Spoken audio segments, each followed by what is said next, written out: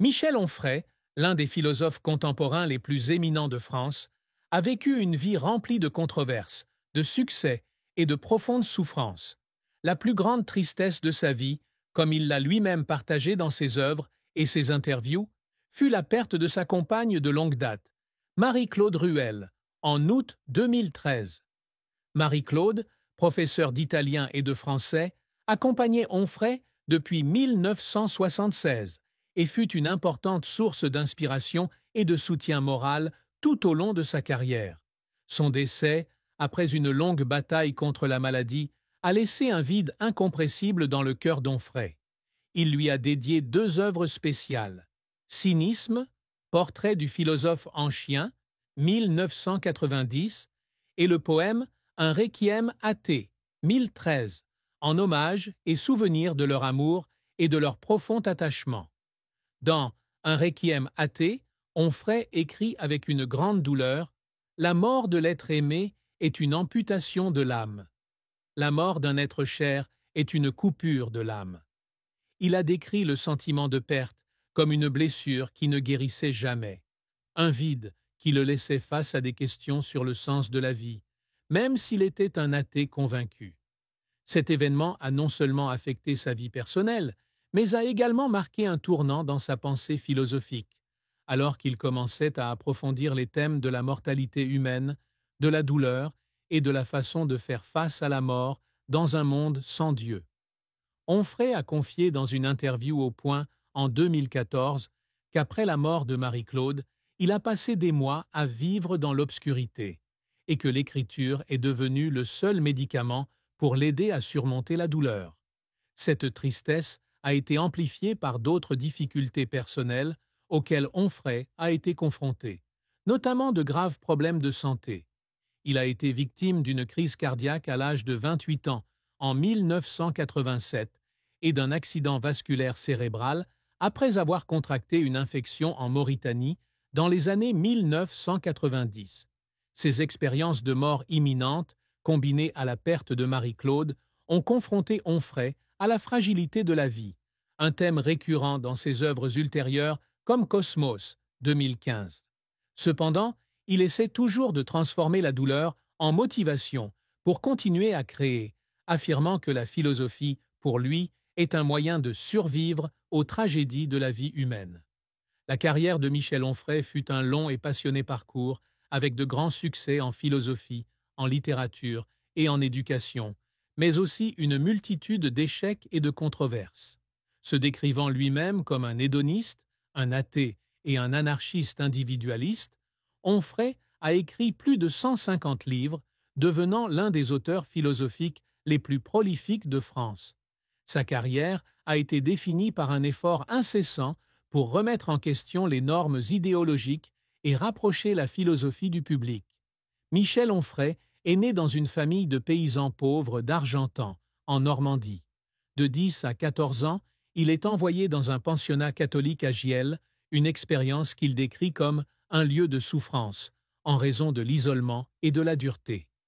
Onfray surmonte néanmoins les difficultés pour obtenir un doctorat en philosophie à l'université de Caen-Basse-Normandie. De 1983 à 2002, il enseigne la philosophie dans un lycée technique de Caen, où il commence à développer une résistance au système éducatif traditionnel, qu'il juge trop rigide et servant les intérêts de la classe dirigeante. La grande percée d'Onfray survient en 2002, lorsqu'il quitte son poste d'enseignant pour fonder l'Université populaire de Caen, un modèle d'éducation gratuite, ouverte à tous, sans diplôme ni examen requis. Basé sur le livre La communauté philosophique, Manifeste pour l'Université populaire, 2004, le projet est rapidement devenu un phénomène, attirant des milliers de participants chaque année, avec plus de 20 000 présences annuelles dans une ville de seulement 114 000 habitants. Les cours d'Onfray sur la contre-histoire de la philosophie furent diffusés sur France Culture et devinrent une source d'inspiration pour de nombreuses autres universités populaires en Picardie, à Arras, à Lyon, à Narbonne et au Mans. Le succès de l'université populaire a fait d'Onfray une personnalité publique respectée, considéré comme quelqu'un qui a fait sortir la philosophie de la tour d'ivoire du monde universitaire. En termes de publication, Onfray est l'un des auteurs de philosophie les plus vendus en France. Traité d'athéologie, physique de la métaphysique, 2005, traduit en anglais sous le titre Atheist Manifesto, The Case Against Christianity, Judaism and Islam, est devenu le best-seller de non-fiction numéro 1 en France pendant plusieurs mois et a connu un succès répété en Italie. Cet ouvrage, avec ses arguments acerbes contre les religions monothéistes, a établi Onfray comme un philosophe athée de premier plan. Le livre La sculpture de soi, 1993, lui vaut le prestigieux prix Médicis, confirmant son talent littéraire et philosophique. D'autres ouvrages comme Politique de la rébellion, Traité de résistance et d'insoumission, 1997, La puissance d'exister, 1606, et Cosmos, 1015, premier tome d'une trilogie, ont également été largement salués pour leur approche singulière, mêlant hédonisme, athéisme et anarchisme.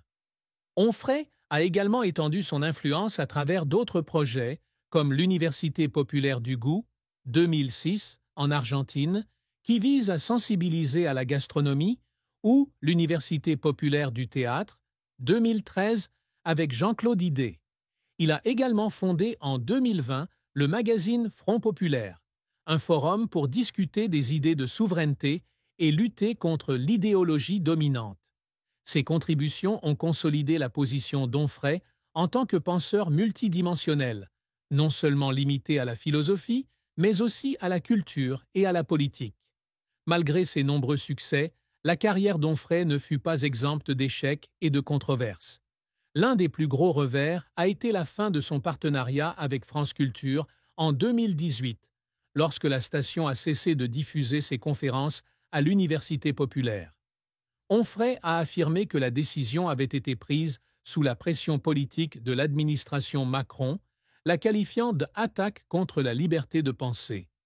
Mais France Culture a répondu qu'il s'agissait simplement de diversifier les voix à l'antenne, ce qui a provoqué une polémique publique qui a porté préjudice à l'image d'Onfray. Cet événement le conduit à annoncer son retrait de l'Université populaire de Caen, marquant la fin d'une étape importante de sa carrière. Un autre échec a été le déclin de l'Université populaire du goût après 2012, lorsque le projet a été critiqué pour s'être transformé en événement-spectacle plutôt que de conserver son esprit pédagogique d'origine, selon le commentateur Nicolas Chevassus au Louis. Les conflits internes avec les collègues nuisent également à la réputation du projet. De plus, le livre Le crépuscule d'une idole, l'affabulation freudienne, 2010, dans lequel Onfray critique Sigmund Freud, a suscité une grande controverse dans le monde universitaire français. Il a été accusé de manquer de fondements scientifiques dans ses remises en question de l'efficacité de la psychanalyse et du coût élevé des thérapies freudiennes, ce qui a donné lieu à de violentes attaques de la part des psychanalystes. Onfray a également été critiqué pour ses positions politiques. Bien qu'il ait débuté comme libéral et soutenu des candidats de gauche comme Olivier Besancenot lors des élections de 2002, Onfray a été progressivement accusé de tendances d'extrême droite, notamment après avoir lancé le Front populaire et tenu des déclarations souverainistes, comme celle de qualifier le régime algérien de mafia dans une interview de 2022. Ces déclarations, ainsi que son soutien à certains groupes d'extrême droite, l'ont éloigné de certains de ses collègues de gauche, bien qu'il ait maintenu qu'il restait fidèle aux idées libérales et proudhoniennes. Onfray était un homme réservé sur ses émotions, mais il y a eu des moments dans sa carrière qui l'ont fait pleurer. L'un d'eux fut lorsqu'il reçut le prix Médicis pour la sculpture de soi en 1993. Dans une interview accordée au Figaro après l'événement, Onfray a confié avoir pleuré en recevant le prix, non seulement de joie, mais aussi à cause du sentiment de reconnaissance après des années de lutte contre la pauvreté et les préjugés. C'est comme si, pour une fois, le monde disait que mon existence avait un sens, dit-il. Comme si, pour la première fois, le monde disait que mon existence avait un sens. Un autre moment marquant fut son discours à l'Université populaire de Caen en 2002, peu après sa fondation. Lors de sa première conférence, Onfray eut un pincement au cœur en voyant des centaines de personnes présentes, des ouvriers, des agriculteurs et des intellectuels, tous impatients de l'entendre parler de philosophie.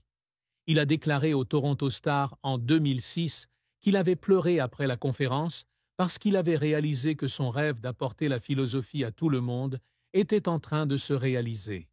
Ces larmes étaient le résultat d'années de travail acharné, depuis ses jours de journaliste à Ouest France pour gagner de l'argent pour l'université, jusqu'à ses nuits blanches à écrire des livres.